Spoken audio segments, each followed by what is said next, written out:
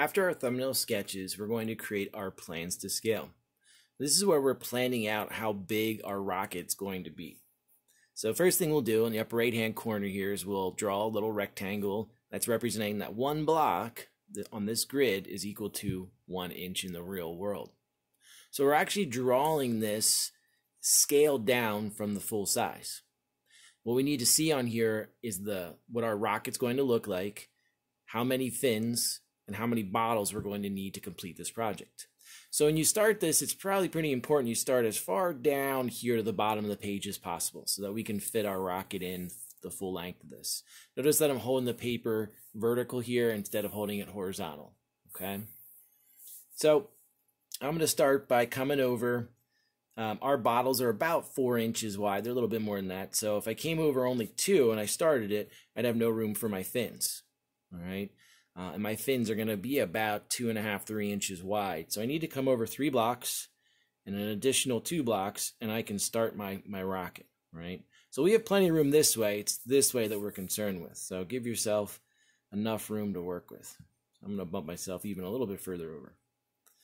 Our bottles are approximately 11 to 12 inches from the bottom to the top. So 1, 2, 3, 4, 5, 6, 7, 8, 9, 10, 11.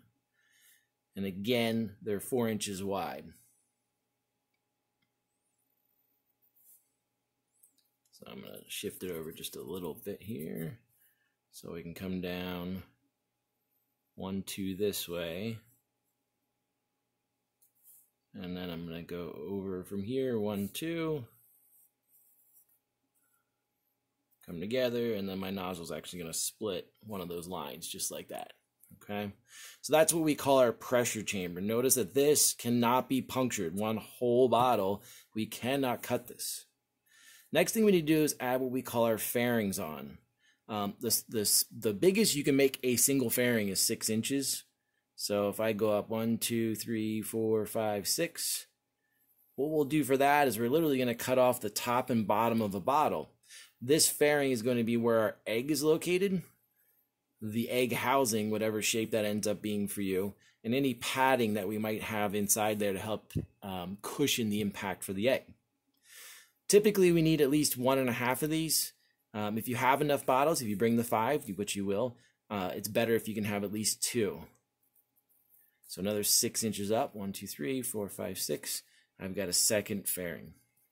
So we find out with our rocket, the way it flies, it actually is going to fly better if it's a little bit longer than if it's shorter. It'll fly straighter and more true. Last thing we need to do is add in what we call our servo housing. If you wanted to, you could add another 3 or 4 fairings if you have the bottles. But I would say minimum is 1.5. Preferable is 2. But you can go up to 3 or 4 if you have the bottles. So we're going to add in our top part, which is the servo housing and the nose cone. And that's typically between 10 and 11 inches. So 1, 2, 3, 4, 5, 6, 7, 8, 9, 10, 11. And that's up to the very top. So whatever nose cone shape you're hoping for, that's going to include that. And if you come up about 2 inches, we're going to draw our trap door in. The trap door ends up being between 4 and 5 inches tall.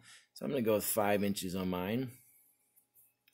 And then on there's a little dowel rod and a rubber band that we're going to use that goes around the side to hold the trapdoor shut. So that's what I'm showing there. All right, down here we need to add our fins in.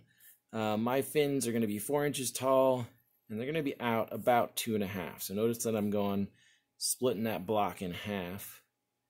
I've got a fin lined up perfectly. See how it's lined up perfectly with this one. I tend to go with 4 fins because I think it's a little bit easier to balance than 3 and works out better for us. Okay, so there is the front view. The top view lines up right above it. So it's 4 blocks wide. So if we count up enough to make sure we have enough space on the top for our fins. So we got 2.5, then 1, 2. That could be my center point. 1, 2, and the 2.5. So it's going to be really snug for me. And then I'm going over 2, 2, and 2. So we're going to use our technical sketching skills here to draw the circle. Notice I'm doing it one at a time. The fin up here should go out as far as it is down here. So when I'm drawing this, I'm going out 2.5 blocks and drawing a rectangle. And if you notice, it lines up with the one that's down here. So I go out 2.5. You can see it's real snug, right off 2.5, perfectly to the edge of the paper there, and then 2.5 out this way.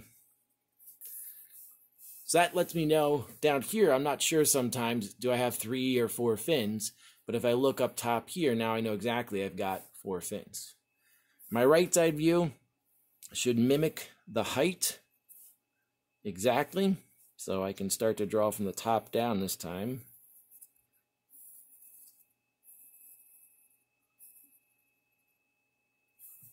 I went 2 blocks that way, so I'll go 2 blocks this way.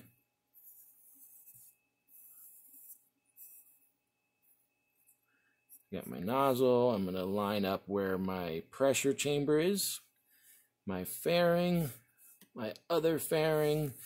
Now this time where my trap door is, that's this section right here, it's only going to go halfway. And then I'll see the rubber band actually go around, and it goes off to this servo motor here, which is something we'll talk about coming up. Okay. So that's how we do our plans to scale. Oops, almost forgot the fins.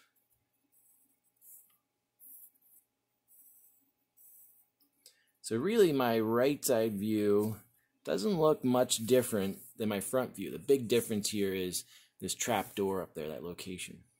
Okay. So your sketch should look very similar to this. You might be a little bit taller, it might be a little bit shorter. Your fin shape is probably going to be different. Hopefully it's different. Where your egg is located, maybe you have more padding below, whatever it might be. So they'll look similar, but it should have your own unique touches to it.